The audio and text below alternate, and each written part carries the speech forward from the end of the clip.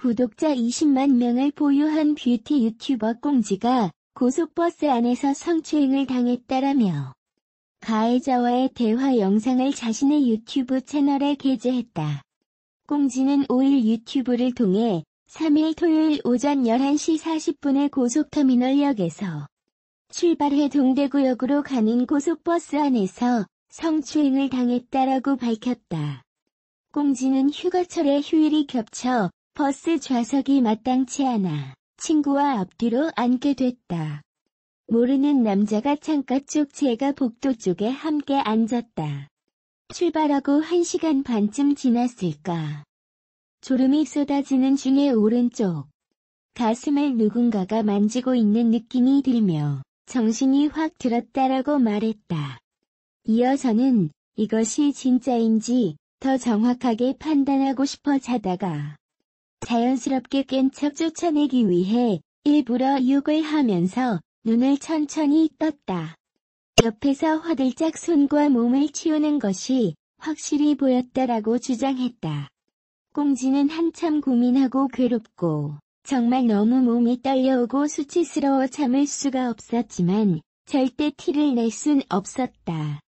저는 이 사람을 확실히 잡고 싶었다. 저는 제가 이대로 잠꼬대를 한 것처럼 잠이 들기로 했다고 말했다. 이어 다시 터치가 오는 순간을 기다려야 하는 것 자체가 다시 만질 거라는 사실이 너무 괴롭지만 기다렸다. 15분 정도 눈을 감고 자는 척 고개를 복도 쪽으로 꺾고 기다렸다. 처음에는 버스가 코너를 돌 때 몸이 눌리는 상황을 연출하듯 팔뚝을 지그시 누르고 다음엔 손가락을 펴서 점점 쓰다듬었고 그 다음엔 가슴 쪽이 손이 들어오는 게 느껴졌다고 말했다. 그러면서 충분히 확실히 안까지 만지는 걸 느끼자마자 상대방 손을 낚아채려고 몸을 틀었다. 저는 제가 누를 수 있는 강한 압력으로 팔뚝을 누르면서 얼굴을 최대한 가까이 붙이고 내가 싸울 수 있는 가장 강한 눈을 하고 남자를 똑바로 쳐다보고 말했다. 자는 줄 알았어? 욕할 때 알아서 멈췄어야지라고 했다. 남자는 놀란 눈으로 무슨 소리 하세요라고 발뺌했다고 말했다. 꽁지는 안 자고 있었어. 너가 2번이나 만질 동안. 사과해라고 했다. 저는 절대 밀리지 않으려고 애썼다. 시끄러워지고 싶지 않으면 빨리 사과해. 생각 그만하고라고 하자 그제서야 말을 어물거리면서 아예 죄송이라고 했다. 태어나서 처음으로 성추행범의 자백을 들었다고 말했다. 이어 남편이 문자로 신고하라고 했다. 옆에서 남자가 보고 있었다. 제가 111을 누르고 있는 와중에 아니요 저기라며 핸드폰을 든 손을 저지하려고 했다. 저는 손을 높이 빼면서 뭐 하는 짓이냐라고 했고 뒤에서 친구가 녹음 어플을 켜 제 팔에 끼웠고 그제서야 남자는 열심히 사과했다. 몰랐는데 남편이 경찰서에 신고를 했다. 달리는 버스에서 친구 번호로 제 번호로 경찰이 전화했다. 남자가 안절부절하면서 곧 휴게소 내리니까 정식으로 사과할 테니 경찰만은 제발이라며 사과했다고 전했다. 꽁지는 중간중간 전화로 경찰분들이 현재 위치와 가까운 휴게소를 물으셔서 선산휴게소라고 했다. 버스도 그곳에서 정차했다. 저는 지옥 같은 버스에서 내릴 수 있었고 다음 영상은 뒷자리 친구가 따라 나와 찍은 기록이다라고 말했다. 가해자는 지금 신고하신 건가요? 진짜 제가 미쳤었습니다라고 꽁지와 지인에게 사과했다. 가해자는 자는 줄 알았습니다. 제가 미쳤었습니다. 제가 원래 안 이러는데 미쳤었나봐요. 정신이 나갔었나봐요라고 반복했다. 꽁지는 가해자는 다 경찰서로 넘어가고 저는 경북 서부 해바라기 센터로 넘어가서 여성 경찰관님과 함께 진술서를 작성했다. 제가 예쁘게 메이크업을 했든 안 했든 노출이 심한 옷이던 아니던 그건 상관없다. 그 사람한테 자는 여자는 몰래 몸을 만져도 되는 거냐고 말했다. 이어 합의선 저 절대 할 생각 없다. 제가 받은 정신적 피해와 금전적 손해까지 전부 포함해 할 수 있는 선에서 최고의 형벌이 내려지길 희망한다.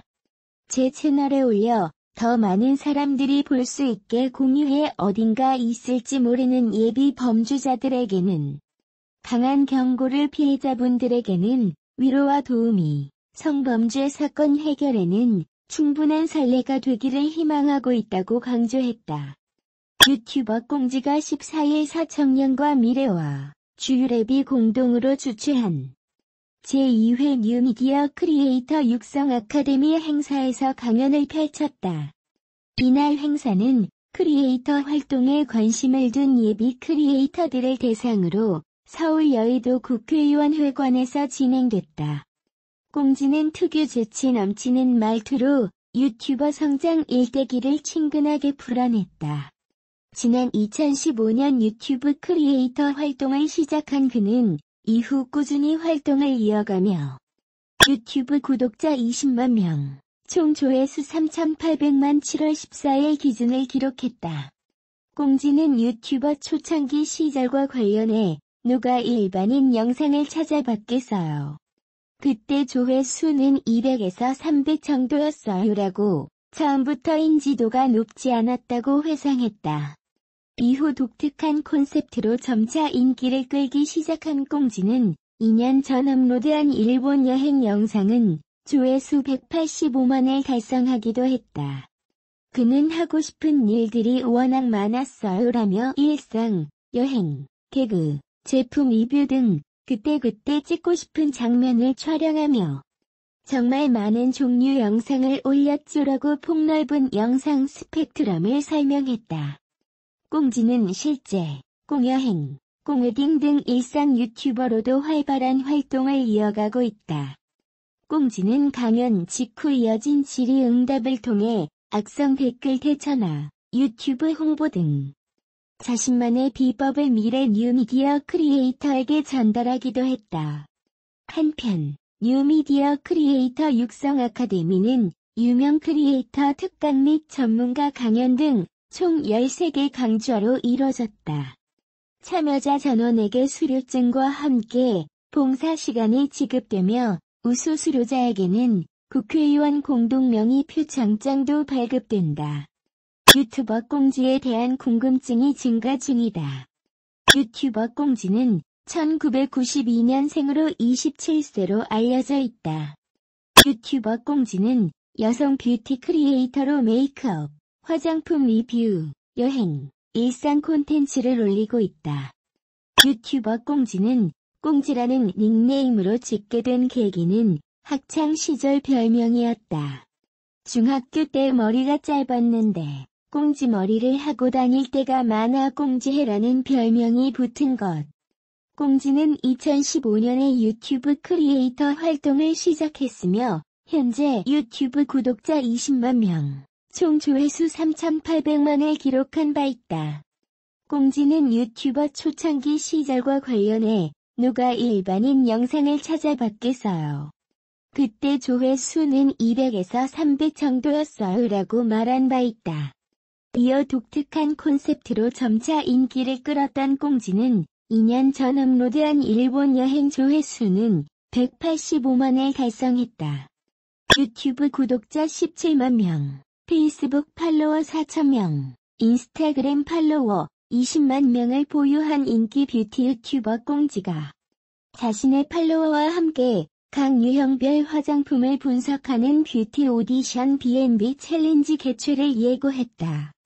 꽁지가 소비자 평가 반응을 측정하고 결과 데이터를 분석하는 전문기업 아시아 플랫폼 컴퍼니와 함께 9월부터 매월 화장품 유형을 선정, 팔로워들과 심도 있는 품평을 공동으로 진행해 우수 제품을 선정하는 일종의 화장품 오디션 프로젝트를 진행하는 것. 출시 및 리뉴얼이 6개월 이하의 신제품이면 누구나 일정 금액의 참가비로 참여가 가능하며 각 방송마다 50명의 팔로워들을 통해 제품을 품평받는다. 꽁지는 신청된 브랜드 제품을 영상을 통해 홍보 및 품평단을 모집하고 각 소비자들은 아시아 플랫폼 컴퍼니가 준비한 설문지를 작성해 이를 기반으로 최종 품평 결과와 각 측정 결과 데이터가 만들어진다. 아시아 플랫폼 컴퍼니는 해당 분석 결과를 공개하고 꽁지는 이를 기반으로 다시 영상을 제작해 공개한다. 또한 각 분석 결과에서 우수한 경과가 나온 브랜드에는 꽁지와 함께 팔로워들이 뽑은 팔로워 최애템 인증서가 발급되며 홍보 영상 제작 등 뷰티 크리에이터 콜라보 판매 프로모션도 진행된다. 이와 관련 아시아 플랫폼 컴퍼니 김민석 대표는 이번 프로젝트는 뷰티에 대한 관심이 높은 뷰티 크리에이터 팔로워들에게 깐깐하게 제품을 평가받고 진짜 좋은 제품을 선별하여 국내 소비자와 해외 바이어들에게 알리는 것이 목적. 뷰티 크리에이터의 팔로워 등 뷰티 고관여 그룹을 대상으로 제품을 평가하고 데이터화한 후 빅데이터와 결합한 정보를 가지고 국내 마케팅 전략 수립 및 해외 바이어에게 제공하는 효과적인 방법이 될 것이라고 강조했다. 한편 꽁지의 뷰티 오디션 B&B 챌린지는 9월 한 달간 DFS 컴퍼니가 올해 초 론칭한 마스크팩 브랜드 하루하루의 에피소드 1 4종을 통해 시범 운영되고 수분 크림을 시작으로 다양한 화장품 유형에 대한 평가를 시작할 예정이다. 첫 B&B 챌린지 제품으로 선정된 하루하루의 에피소드 1 4종은 2030세대의 감성을 담은 펀펀한 패키지 디자인과 발표 마이 성분 함유 제품으로 관심을 모으고 있는 마스크팩으로 꽁지는 최근 영상을 촬영해 자신의 채널을 통해 품평단 모집을 시작했다. 영상 속 꽁지는 특유의 익살스러운 표정과 입담으로 B&B 챌린지의 시작을 알리며 하루하루의 에피소드 1 4종을 소개해 관심을 모았으며 결과는 10월 중 데이터화되어 발표된 예정이다. 최근 고은 시인의 성추행 폭로에 이어 연출가 이윤택 씨가 단원들을 대상으로 18년 동안이나 성희롱과 성폭력을 저질렀다는 내용이 폭로되면서 큰 파문을 일으키고 있다. 또 청주대 교수로 재직 중인 배우 조민기 씨도 제자들의 상대로 성희롱을 해왔다는 폭로가 나오고 여러 문화계 인사들에 대한 성추행 성폭력 폭로가 이어지면서 유명 인사들의 성추문 파장이 확산되고 있다. 일부 인사들은 사실임을 인정했지만 이윤택 씨는 기자회견을 통해 법적 절차에 따라서 그 진실이 밝혀지기를 바란다며 자신을 둘러싼 성폭력 가해 의혹을 일부 부인했다. 또 미성년 단원을 성폭행한 혐의를 받고 있는 극단 번작이 대표는 경찰 조사에서 서로 호감이 있었다. 강제적으로 한 건 아니다며 혐의를 부인했다. 피해자들은 이들에 대해 제대로 된 강력한 처벌을 원하고 있지만 일부에서는 성범죄에 관대한 한국의 법 때문에 쉽지 않을 것이라는 견해를 내놓고 있다. 이윤택 씨를 비롯해 비슷한 사건의 가해자들이 법적 절차 운운하는 데는 그런 이유가 있다는 것이다. 성폭력의 개념은 시대와 상황에 따라 다르게 적용. 포털 사이트 다음 백과 사전에 따르면 성범죄는 크게 성폭력과 성매매로 구분되며 강간죄, 강제추행죄, 준강간, 준강제추행죄, 강간 등에 의한 치사상죄, 미성년자, 심신장애자 등에 대한 간음죄, 업무상 위력 등에 의한 간음죄, 혼인빙자 등에 의한 간음죄, 미성년자에 대한 간음, 추행죄, 성매매에 관한 죄 등이 모두 성범죄에 속한다. 최근 일고 있는 미투 운동의 핵심인 성폭력은 성적인 행위로 타인에게 육체적, 정신적 손상을 주는 물리적 강제력으로 강간이나 강제추행뿐만 아니라 언어적 성희롱, 음란성 메시지 및 몰래카메라 등 상대방의 의사에 반해서 가해지는 모든 신체적, 정신적 폭력을 포함한다. 성폭력은 형법 및 성폭력 범죄의 처벌 등에 관한 특례법을 중심으로 그 범위를 정하고 있다. 성폭력은 성폭행, 성희롱, 성추행을 모두 포함하기도 하지만 일반적으로는 강간, 강제추행, 매춤 등 직접적인 성행위 또는 유사 성행위와 같은 경우를 주로 말한다. 그러나 이는 시대와 사회 통념에 따라 언제든지 바꿀 수 있는 개념이다.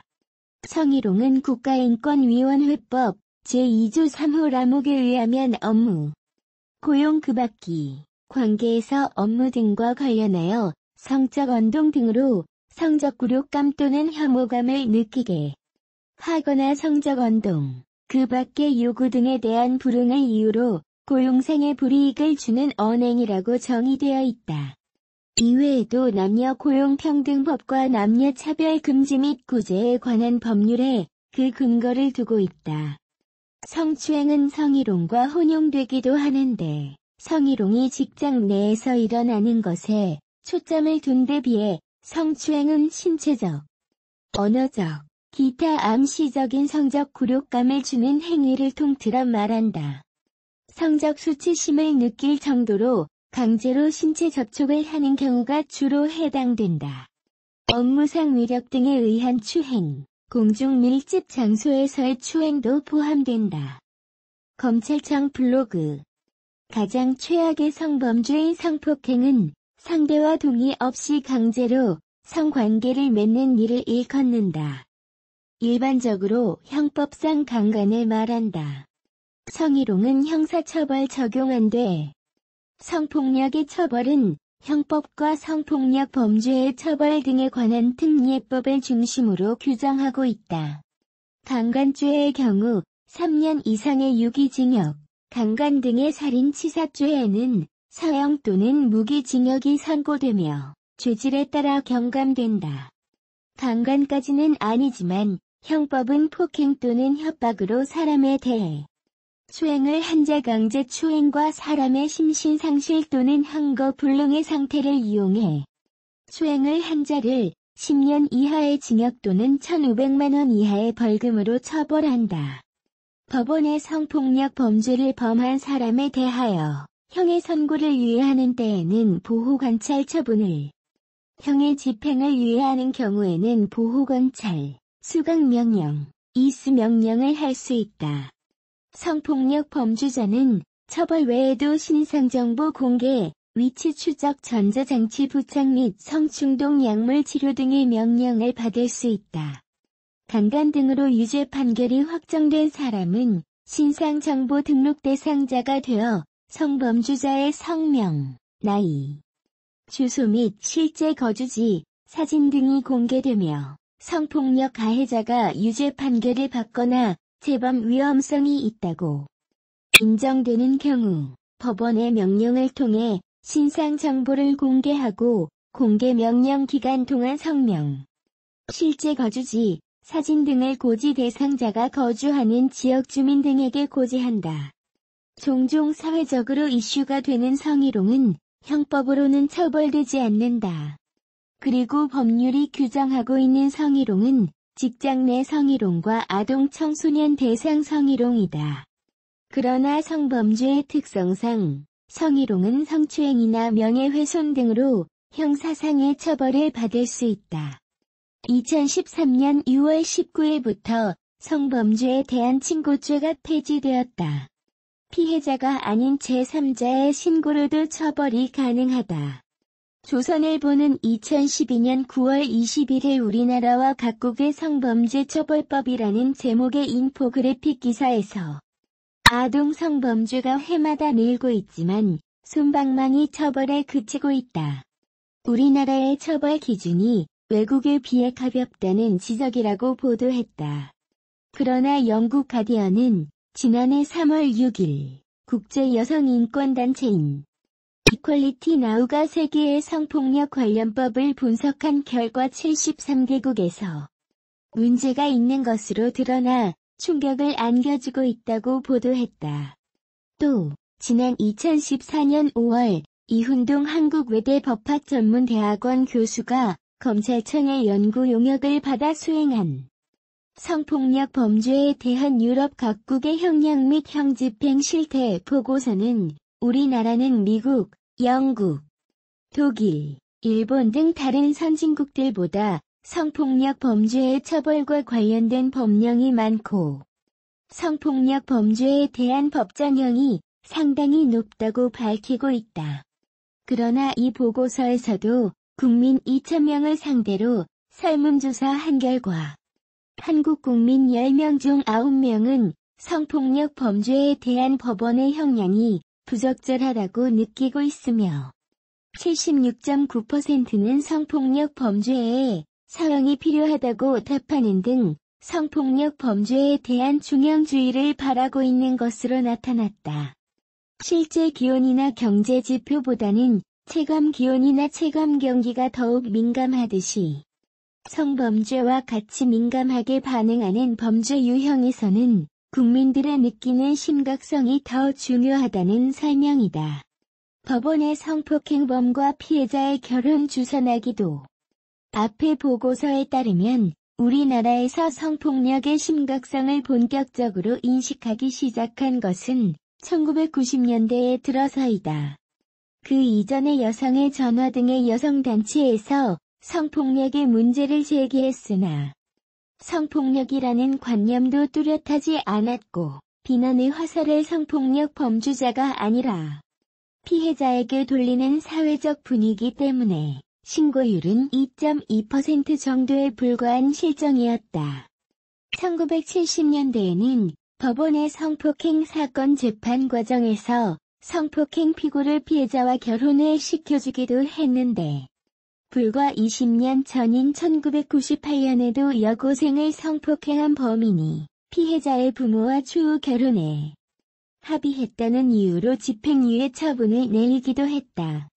2004년 일어난 밀양 여중생 집단 성폭행 사건은 최근에도 관련 게시물이 SNS를 통해 간간히 공유될 정도로 큰 파문을 일으킨 사건인데 44명의 가해자와 70명의 추가 공범자들 중 처벌받은 남학생은 30명이었다. 검찰은 직접적으로 개입된 44명 가운데 10명만 기소하고 나머지 34명 중 20명은 소년부에 송치했다. 13명에 대해서는 피해자와 합의했거나 고소장에 포함되지 않았다는 이유로 공소권이 없음 처분과 함께 풀어주었다. 한 명은 다른 사건에 연루되어 다른 청에 송치되었다. 피의자들은 보호관찰 처분 등을 받으면서 법적인 처분이 끝났다. 전과자라는 기록도 남지 않았다. 지금은 모두 풀려난 상태이며 대학에 다니거나 사회생활을 하고 있다고 한다. 피해자가 당한 상처와 고통에 비하면 터무니없는 솜방망이 처벌이었다. 수사 과정에서 한 경찰관은 피해자의 행실을 탓하는 말을 해 논란을 일으키기도 했다.